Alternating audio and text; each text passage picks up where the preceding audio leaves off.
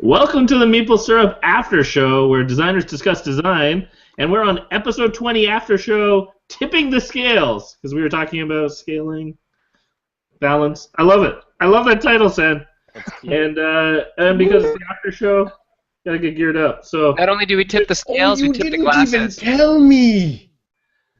What? I feel naked. I don't have a beer or anything. Yeah, what? Oh, goodness. You have a beard. It's I close have enough. a beard. you know what? I'm really proud of this mug too, because it's Cheers. Well Oh, done. where everybody knows your name. Norm! I was just talking to someone. Oh, it made me feel really old, but I was talking to someone. They had no idea who Norm was. I said a normism, and they were like, "I have no idea what you mean." Kids these days. At the actual bar in Boston?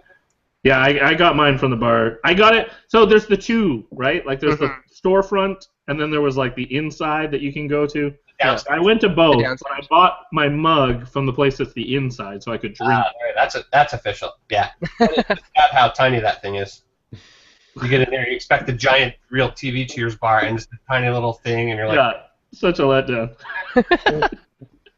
So before we started this, Evan had started asking questions of Ted. What were you asking him? I thought that was private, Sen. Is the Yeah. Aftershow? I'm really? going to throw you under the bus. No. I was asking Ted if he had signed, because, I think Bezier Games, most people are mostly familiar with Ted's design. Mm-hmm. Designs Suburbia, King, and if he had signed other people's designs, and he was expounding on that. All right, so let us know, Ted, what's coming up in the Bezier line. yeah, so, I mean, the answer to Evan's question is yes. So I've signed Legend Dan Hoffman did Ultimate Werewolf Inquisition, which the expansion for that just came out. Lucas Hedgren did Subdivision, which is kind of a simultaneous play, more abstract version of Suburbia. And then later this year, there's going to be a big box game coming out from Tom Lehman. That'll be announced, was it a week and a half from now? We're going to announce it. It should be announced right now, basically. There might be some contractual agreements. Yes. I am looking forward to that. Tom Lehman has designed some of the games that I think I like almost every game he's ever made, or had a part in. So I'm really looking forward to that. So I'm chomping at the bit. I'd love to know more. You can tell me later. Yeah, you know what I always think of when I think of Tom Lehman? I think of Can't Stop. I was in the Can't Stop tournament at the Gathering, and I made it to Final Four, and he was in my ear. I've never played Can't Stop with so much smack talk. That guy was in my ear all the time. You're not gonna stop. You're not gonna stop. Tom eliminated me from that tournament as well. Same year. He had something out for the Canadians, I think. I knocked him out. Oh, that's right. You got him. You got revenge for the Canadians. I got him out, but fist then. Bump, Daryl. Fist Thank bump. you, thank you. But Mark Jackson took me out in the end. So. And he's never returned. He didn't. That was the part that broke my heart. Was I was number 2, and then he didn't come the next year, and I was like, default to me, default to me. And It really should. I've actually talked to Mark about coming this year, and I can't remember if he said he was going to try. So. He's not, I don't think he can come this year. He lives just north of me. Yeah. Really? Well, now. Well, yeah, right now. I mean, Yeah. I guess I technically live south of him. Yeah, that's true too. So, talking about he's like a Euro game designer and does a bunch of traditional type games, but he loves Werewolf. He's Right. at Gathering. He plays Werewolf not every night, but almost every night. He's in there until 3 a.m. playing. I mean, he's one of those hardcore people that stays up till 4 a.m. playing. Okay. Yeah. On this note, actually, could you explain to our viewers, Ted, the intensity of Werewolf at Gathering? Because I will throw this disclaimer. I will throw this disclaimer to our viewers. I have now been to Gathering 2 years, and I have been afraid. I have been afraid to go in that room. And I want to, but I'm still a little intimidated. Let's step back for a second. I'd like to know why you're intimidated, because I'm running the werewolf room, and we are supposed to be very friendly for new people, and that it's that you were scared. It is friendly, but it just is like so next level that I'm like, I'm not sure I'm ready or worthy. Like I don't want to let anyone down.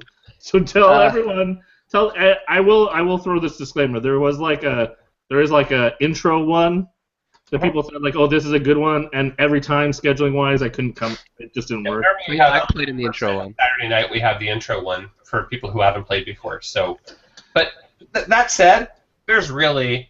Okay, Weiwa did his Werewolf for the Galaxy, which terrible name, but he did that kind of an extreme thing. That's the only one I think that you had to really know what's going on with both Werewolf and Race for the Galaxy, or you could not play.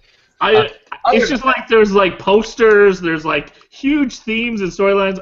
I'm not actually insulting it. I think it's great that it's so intense. I think it's so funny, but I'm still like a little afraid. I played the first year, and then I haven't played since. I think, to your question, Ted, there's like kind of like an existing, I don't know, we always kill this person first. Oh, we're killing this person now. And so when you come in, there's like an established atmosphere or ecosystem. Yeah, the meta has already been established by the people who played it. I have sworn to myself that I will play once this year. Good. I've committed to save him a spot, Ted. Save him a spot. I'm gonna get over this fear. Yeah, we are very nice to new players. I mean, I usually, when I'm moderating, I pretty much don't let them kill the new player for several nights. I was gonna say I don't want special treatment either, though. That's part of my fear is like I wanna be worthy. Yeah, red badges, people who haven't played, who go to the gathering and haven't played before, we're really nice to them. We're just because we don't want them to have a miserable experience because we want them to play. We like lots of players, and so certainly I will discourage that. If I see the werewolves pointing at a red badge or someone who's there for the first time, I'll pretty much force them off to the side. I'm like, it doesn't matter. If you think he's a seer, I don't care. He's going to live at least another day because that's just mean. And the same thing voting during the day. Most of the people there will not allow you to get voted off the first day or even the first couple of days just because you're new. And it takes a little while to kind of get into it. And it's no fun being eliminated the first time if you haven't at all played before. It's never fun anyway to be eliminated, but... I will say, too, I know some people, they play every night, they love it, they were new with me, and they just fell in love, and I never saw them again. So Sen, tell us about your experience. You did it. Oh, yeah, but it wasn't Ted who was moderating. Kevin did it. Wait, he did it, but he didn't inhale. I gotta tell you. It was actually a bunch of red badges. Who did it, and I think we were all pretty much red badges except maybe one or two people. So it was fine. It was totally fine. So pro tip, if you're at the gathering and want to play, wear a red badge. And you won't get you'll live longer. Yes. You'll live longer. Advantage, but hey, yeah. Oh, so hey Ted, what is the biggest werewolf game you've ever played? Like numbers. We did. I think it was in the 60s. It was in the low 60s. It was ridiculous. Wow. Did you apply for like a Guinness record or anything? You should go for the Guinness World Record, Ted. How many can we play, right? And you can play with really an unlimited, as long as you have enough cards for those people. It's just the game will take forever, so you have to have a lot of rules that kill off a lot of people every night and every day. What about Gen Con? You should do the world's biggest at Gen Con. We'll be there. There you go. We're joining for that. I'm throwing the challenge out there. Organize the Gen Con thing, because the Gen Con thing's this weird amorphous blob that... It really is. Yeah. We need to figure out how to get some control over that and get people a little bit more organized and make other people not as freaked out by seeing these big groups of people shouting and yelling in the corner. I saw a lot of One Night Werewolf being played at Gen Con this last year. Yeah. A lot. Like circles and circles. You'd walk down the hall and you'd see a circle, a circle, a circle. They're all playing one night. It was incredible, actually. Hey, Sen, you're playing Summoner Wars with your son? Yeah. How old's your son? He is 11, but he started playing it when he was like 9. He's not a normal kid. The kid abnormal. Everyone in games. I'm playing with my daughter. I've just started playing with my daughter. She's 8, so we've played about 10 games right now. I don't know how you started out playing it. I basically started out handicapping myself. So what I do is I shuffle, like, before we play, I just deal over about 10 cards from my pile to her pile. So she starts out with 10 magic, and then we've been dialing it back one by one. Oh, cool. Until it gets about even. You know what? I've never done that for my kids, though, and neither of them. No mercy. No. Well, No You will mercy. learn by fire. He doesn't feed them until they win. So Yeah. they're really motivated. you will win WBC. You will win WBC. No. They're very good and very thin. They are quite thin. No, Eli, my youngest, is a huge cheater. He'll cheat whenever possible. His favorite games are Cheating Moth and all those type of games. But he cheats all the time. Even games where you're not supposed to cheat, he cheats. So I can't give him an inch. And then Ethan I've never done that with him. I just never have. So he's always been playing the game as it was supposed to be played. Like he would walk into the store, the hobby shop, and he would look at a game and say, "Daddy, I want that." And then we'd get it, and he'd go home and he'd learn the rules, and we'd play it. The first game he ever did that for was Feudality, Tom Jolly's game, and it's the funniest game. It's so weird. He taught me it. Yeah, I know. And he taught you it right. Yeah.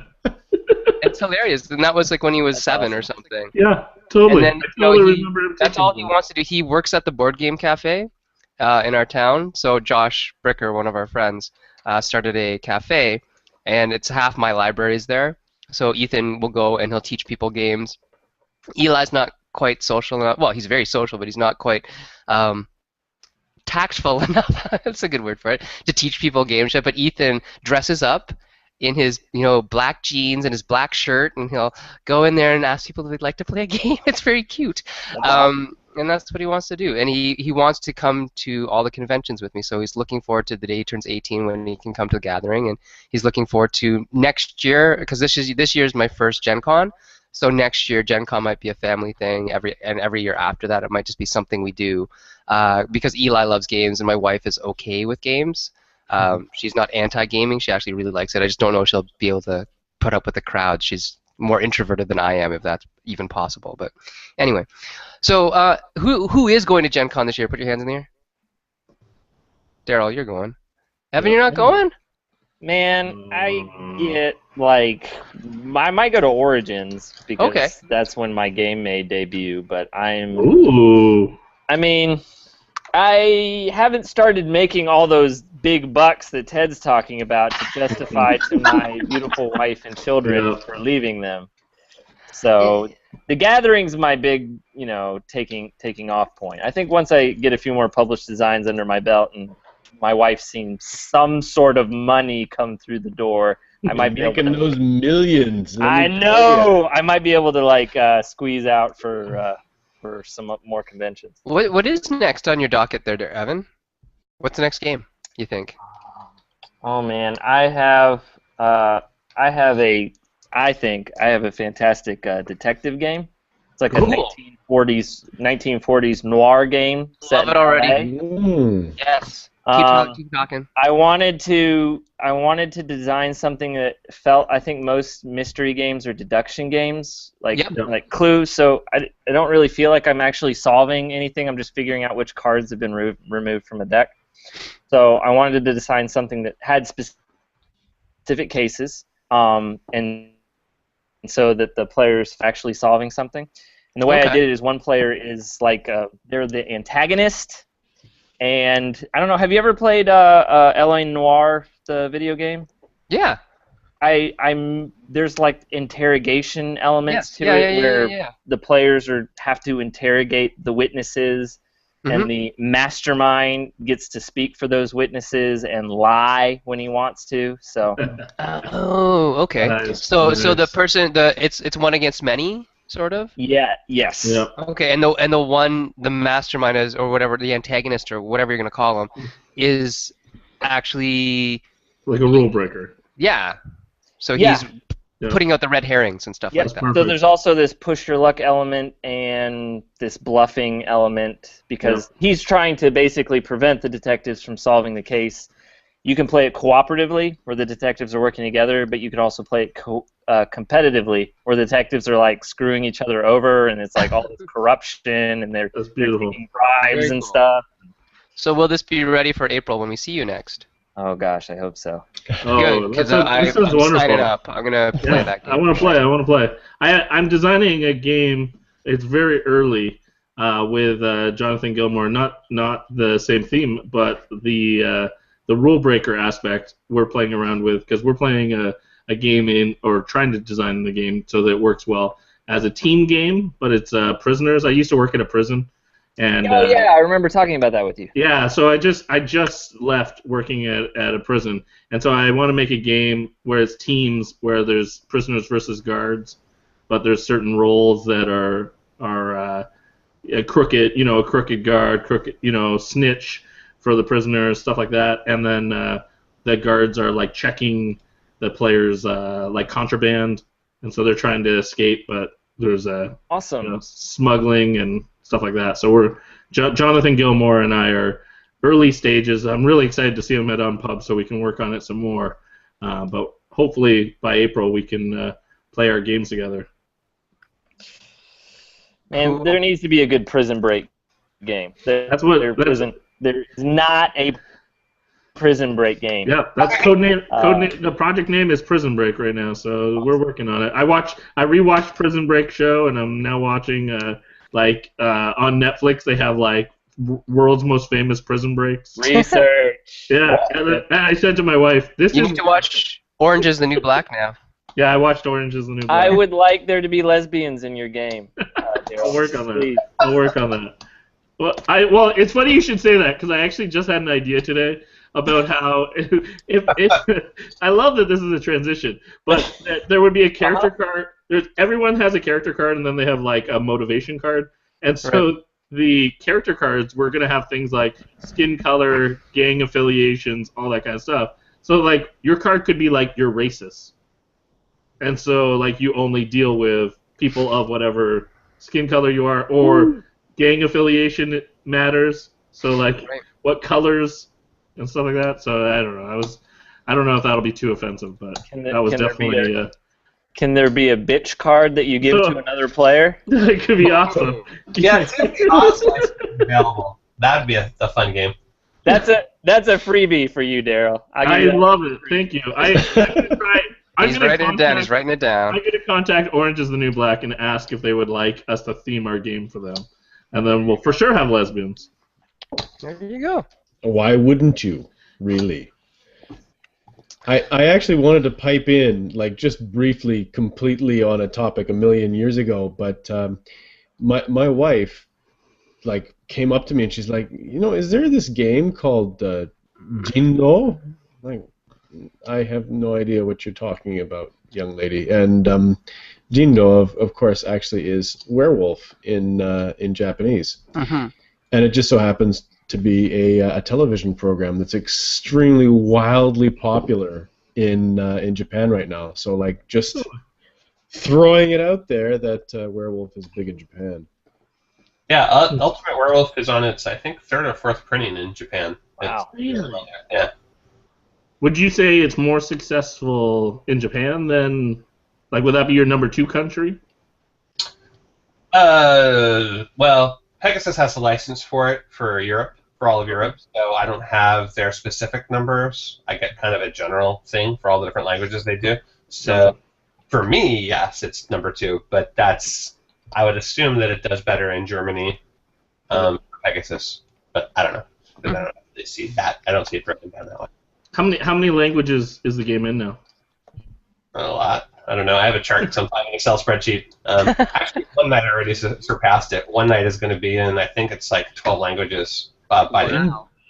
Has Eric Summer recorded audio in all 12 languages? Now we get people from each country, so it's really cool. I just got the French stuff. The Dutch one is going to go live shortly. It's really cool. It's that is kind of cool. So did you get famous people, like famous voices or actors, to do the voices in each language, or?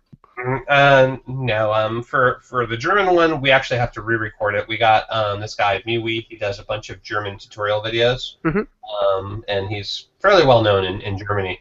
but the quality isn't that great, and his voice isn't perfect for it. He's just kind of known by gamers over there. Right. Yeah. And some of the other ones, I mean, there's voice actors. Most of them are hiring voice actors to do it. Okay. And that's what I got when I got Ashley to do the girl voice, Ashley Birch, and of course Eric. They're both voice actors. Yes.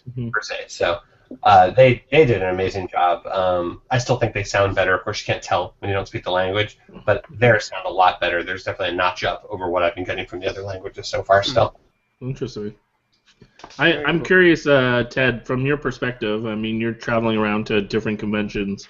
What are you finding are? I mean, because our main viewers, lots of different people watch for different reasons, but one of our main purposes is for designers.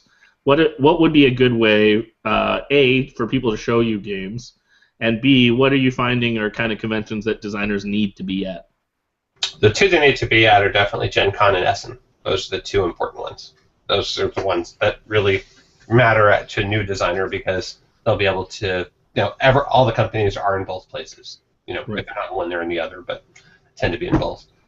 Do you see a lot of people at those conventions, or are there?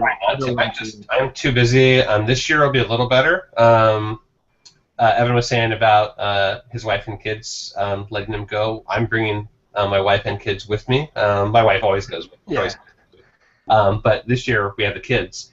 They're going to be 16 and 17, and they're going to be helping out in the booth. Cool. They helped out at Origins last year, and they went to Essen the year before that. And that helps a lot. That takes some of the pressure off me, so I can spend some time seeing stuff. But the problem is, did you guys see the video, the Next Great American Game? Yep. Mm-hmm. Yep. So, unfortunately, that's the majority of people who walk up to the booth with stuff. Yeah. It's the game may not be terrible, but they really. It's not the game you're looking for. Yeah. So there's a couple that we've looked at there. That's just gonna do that, Dylan. So far, all the games that we've gotten have been games that people I know. It's people that I know that I've published. That's and I've taken some submissions. We actually have one submission coming in that my wife and a friend of ours have played, and they love it, and they think it's going to be awesome. I haven't played it yet, and that was one that I think my wife sat in on one of the speed dating sessions, and okay. She thinks it could be a really good fit for it. We'll see. But for the most part, it's been people I know. I see them at the gathering, or like the thing I'm doing with Tom. It's just a conversation we've had over the last years that should we do this? Should we do this? And finally, we decided, all right, we're going to do X. And yep.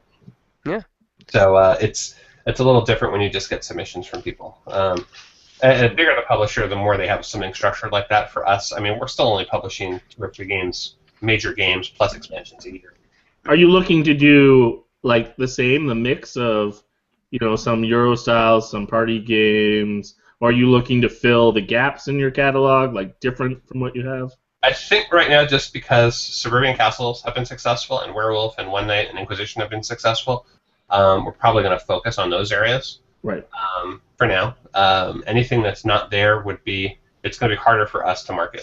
Sure. Not that you wouldn't be open to it, but just it's important for people to realize that some publishers are looking for what they do well. Some publishers are looking to fill in gaps because they want, and there's different strategies. So so I think right now Bezier Games is small enough that we need to focus, and the game that I'm doing with Tom Lehman is definitely in the Suburbia Castles camp. It's that sort of game, maybe a tiny bit lighter. But it'll fit nicely. No one's going to be surprised and going, "Oh, why is Bezier Games doing that?" Right. I think people will see that's a pretty nice fit for the type of game it is. So that's good. And then there's the opposite thing where I'm going to publishers, because I've got stuff that I just don't have room to publish because we're only publishing games. So I'm doing the same thing you guys are, which is talking to publishers, and at the gathering I got meetings with people and trying to find the right fit. Sit down with Frank, or whatever. Frank's very random that way. Everybody. I love Frank. Frank's been on the show. It was a great show. Frank is hilarious.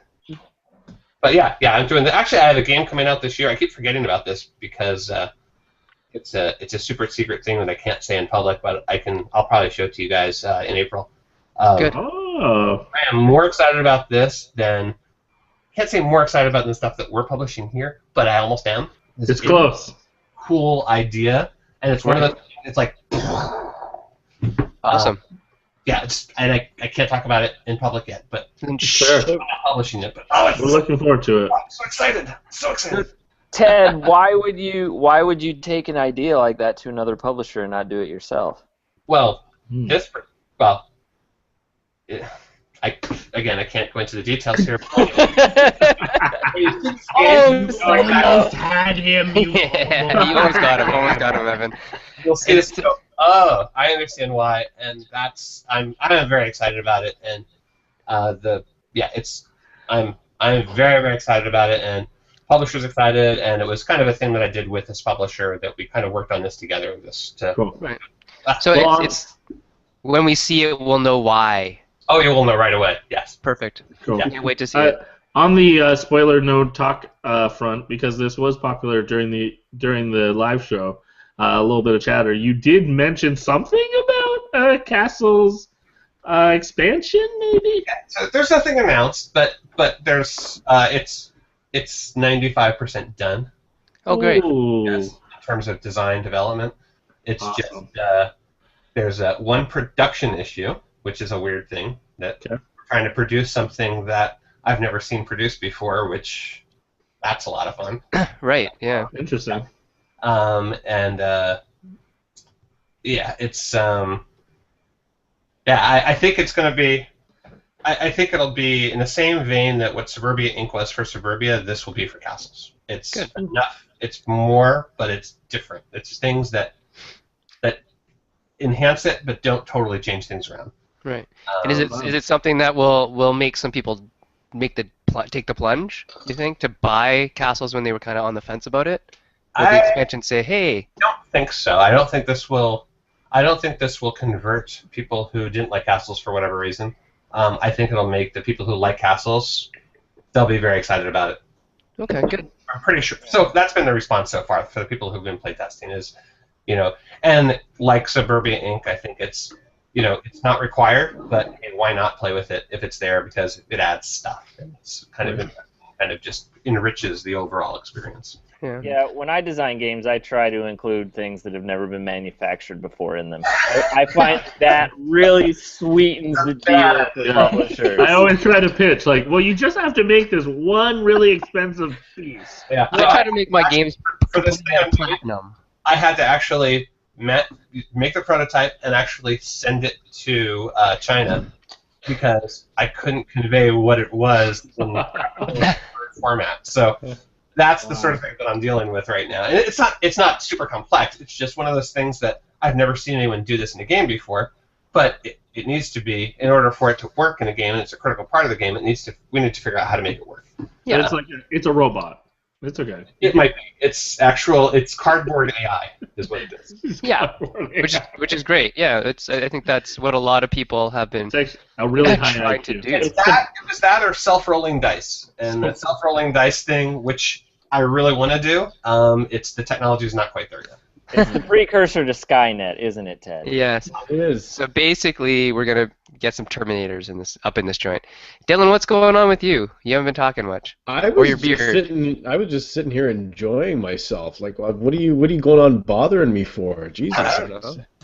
I'm just sitting here. No, I enjoyed bringing up the bit about Werewolf, but I wanted to say, get over to kind of Evan with his art.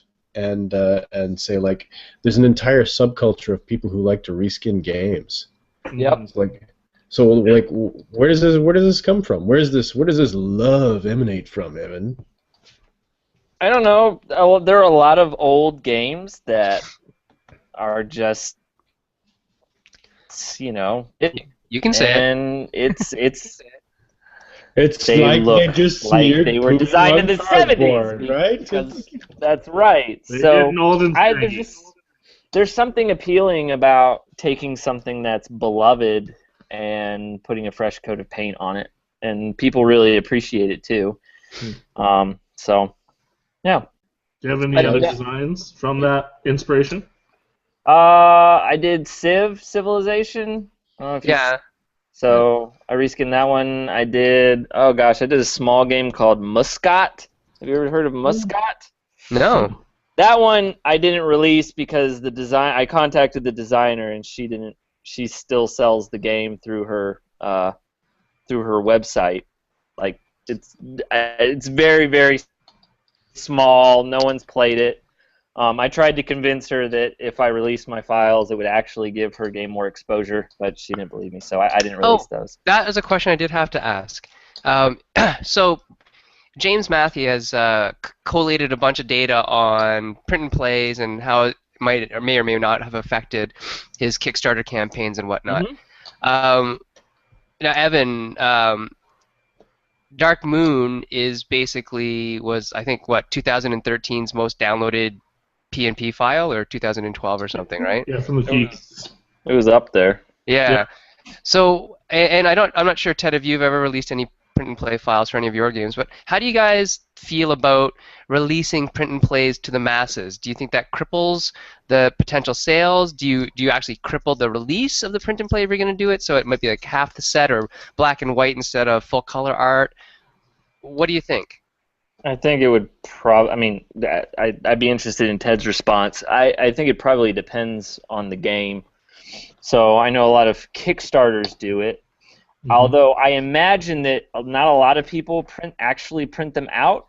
So I think in some ways it's just a vote of confidence. Like someone says, "Oh wow, I can print this out if I want to. I'll back this game."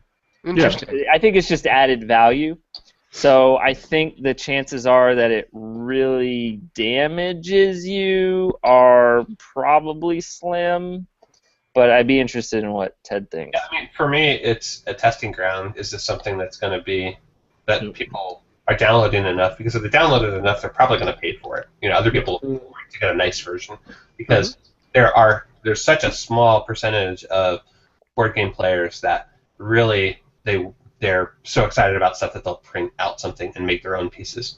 Dude, it takes so much time and it's exhausting. Yeah, at first when I got a German copy of Agricola and I did the pay stubs for those cards. And jeez. Oh man. So I did the pay stubs, but then what I did was I just said, well, screw this. I'm ready. Why do the pay stubs? I'll just recreate the cards because I've got all the stuff to do it in printer and everything. So I just recreated all the cards in English so I could play with it 3 or 4 months before Z-Man published their English version.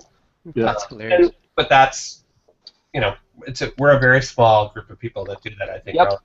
To that. But if enough people, you see enough downloads there, then you realize there's something there. But I've actually mainly done that for just expansions. I don't think I've done it for a full game. And usually I've done print and play stuff that I wasn't going to publish anyway, or that I didn't want to worry about the license. Like I did a Ubango Extreme expansion. That's on BGG, and it's just a print and play thing. And it's Ubango Extreme, so I mean, who knows how many people actually downloaded it. But it was fun to do, and it was something that I figured, well, I'm never going to publish this, and Cosmos probably doesn't want me to. Is it Cosmos? Yeah, I will say my biggest print and play project or custom project I ever did, I did a completely all wooden set of Roads and Boats. Wow. That should go on the table. That should go on the gift table. I wish. Oh gosh, no! I'll never get that. It's one of a kind. I probably have the nicest Roads and Bows set in the world. Probably. Do you have pictures of it, Evan? Somewhere. I'll have to send you gotta brag photo that like crazy. The tiles. If you played Roads and Boats, you lay the laminate down over the tiles. I laminated my tiles individually, and I put that what's that stuff you put in your cabinets to prevent your plates moving? The mat. Right. I put that underneath all the tiles so they don't skid. So you just actually draw on the tiles themselves and wipe them off. Very nice. Very nice. Yeah, definitely post those to BGG or something. I think that would get a lot of interest. Pimpin' ain't easy. Wow, that sounds like the nicest version I've ever heard. I think we should do a show on that, like people who craft and pimp and stuff like that. There's Well, a bunch of people that I know that. I was gonna say I gotta get my buddy Josh on then. Yeah, but they Call just it- love You to can call do it insane people and their insanity and the insane stuff they do with their free time. that. Yeah. There's But on that note, we should probably wrap. I can't crazy believe stuff how out there. late. I can't believe how late this is. Wow. Thank you so much, both Ted and Evan, for sticking around for the after show. Again, more interesting conversation. Thank you, I guys. want to encourage people if people have questions for Evan or Ted, look them up on Twitter. If you're looking for info on us, you can see it on the screen. Hopefully now this is where you can reach us. And we just want to encourage people, keep making great games, and hopefully we'll get to play your game soon. Cheers. See ya.